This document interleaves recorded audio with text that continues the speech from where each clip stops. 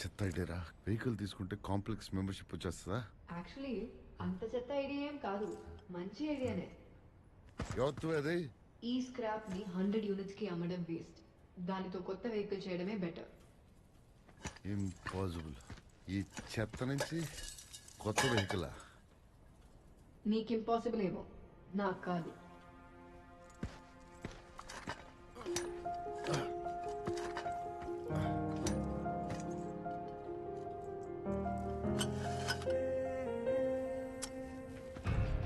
నాకు హెల్ప్ చేస్తే నేను నీకు హెల్ప్ చేస్తా. నువ్వెవరు?